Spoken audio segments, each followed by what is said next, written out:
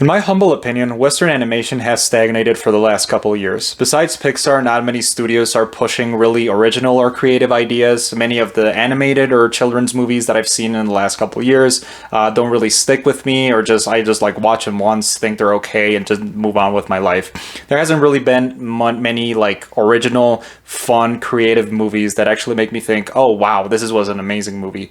But The Mitchells and the Machines was that movie. This movie is just incredible. I did not know anything about it other than it was Sony Animation Pictures' newest film, and that it was getting a lot of positive reviews. So I thought, okay, I'm gonna watch this, make my own opinion, and see what I think. But oh my god, I could not believe how much I loved this movie.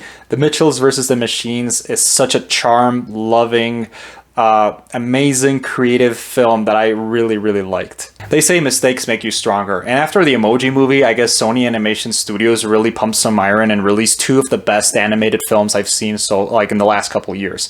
That is Spider-Man Into the Spider-Verse and this one, The Mitchells versus the Machines. So a lot of these two movies have a lot of the same themes, especially with the animation. I think the animation in The Mitchells was so creative and awesome. Like, it's just so full, like they were not afraid to go full in with their creative freedom. Like, this movie also breaks the fourth wall in a lot of ways, but like really subtle ways. Like, there would be like scenes where real people are shown, like not animated. So I thought that was super cool and super original. This is a movie that does things that I haven't seen in any other animated movie, and I really want to praise the animators and the writers for that. So the movie is about a family who goes on a road trip before their daughter Katie goes off to college to film school. So during the road trip, they actually encounter a robot apocalypse that changes their plan, and now the family has to get together and save the world from the machines. And honestly, I think the concept was pretty original. I don't think many movies have taken science fiction in such a way.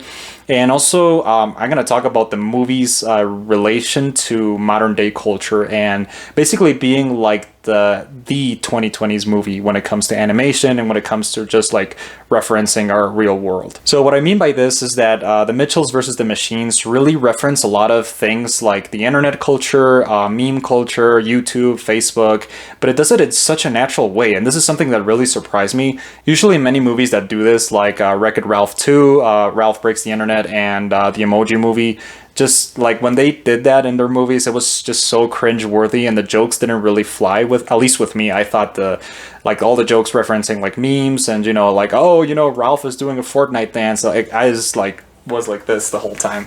But The Mitchell and the Machines do it in such a natural way. Like, it doesn't really treat internet culture as something like, oh, you look at this, you fellow kids. Like, it's actually just shows that this culture is part of us now. Sometimes doesn't focus on it only for jokes, but just to show like how people live their lives in the 2020s. So yeah, this is something I really appreciate and made me really think. I was so surprised like at how many references to YouTube and Facebook just like were accepted in my brain, when a couple of years ago it would have been like, oh my god, they're trying too hard to like make this film appealing to the new generations or whatever. But this film like made me realize like, hey, this is our world now. This is like how we live with all this technology. And the movie is pretty satirical, especially with the plot. The plot revolves around like they're trying to stop this robot apocalypse that was triggered by this like social media entrepreneur that just like becomes too ambitious, and then his AI rebels against them. And the AI, which is basically like a Siri kind of parody, like tries to send all the humans into space. So the movie's pretty satirical. It also takes on like how people are on their phones all day, but it does it in a good and natural way that works. And this is also reflected in the humor. I think the humor of the movie is like most of the jokes land. A lot of the jokes are super creative in a lot of ways, like especially with the special effects. Like the special effects and animation reminded me a lot of Spider-Man Into the Spider-Verse, and it like shows like kind of like effects like flying around, and like when somebody says something like screaming, there's like things with different animation styles. Like when you see the movie, you know what I'm talking about.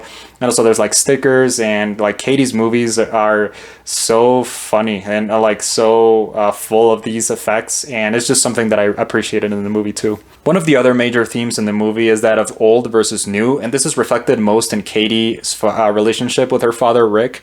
So Rick is kind of like this old guy who doesn't understand. He can't use a computer. He's more like the outdoors, and he wants to live in the woods. Like he's super old school, and Katie's the opposite. She's like super into technology. She's into editing videos and that kind of stuff. So they kind of clash in that, but also Katie learns a lot from her father, and her father learns a lot from Katie. So I think one of the messages in the movie is that neither side is really good. Like neither complete technology is like, I see a lot of people complaining like, oh, you know, people are on their phones all the day, and they don't like socialize like they used to.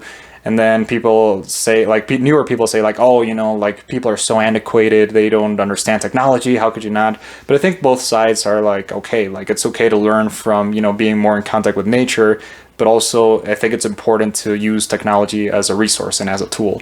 So I really like this aspect of the movie, and I thought it left me a lot to think about. It feels really weird to say this, but I think this movie makes me nostalgic for the present, if that's even possible. That's something I really made me think, because like nostalgia is usually related to the past, but I think it's possible to be nostalgic with the present, and this is reflected a lot like through the animation, through the humor, and mostly with the music. The music is very like synthesizer driven, kind of like Stranger Things or some other movies. I think the composer actually worked on Thor Ragnarok, like that soundtrack was mostly synthesizers, and it's just so beautiful, especially like on the softer parts. The synthesizer themes reminded me of like M83's works that are pretty, like the softer ones are more dreamy and beautiful, and that's something I liked about the soundtrack. But also, I mean, like this movie, I feel like it's gonna stick around for a long time. I feel like many people reference it in years to come, and I think I really liked it, and I really enjoyed everything that the movie did right, and this is a perfect example for how animation should be in the future. So yeah, I really enjoyed The Mitchells versus the Machines. I think this movie was a breath of fresh air. It's one of the best original animated movies I've seen in a long time. And well, besides like anime movies and those kind of things, but this is a prime example that you can actually push original ideas in Western animation, and they're gonna work really fine. So yeah, I loved it, and I think I'm gonna give The Mitchells versus the Machines an 82 out of 100. It's really good. I really enjoyed it, and that's pretty much all I have to say for today. So I'll see you around.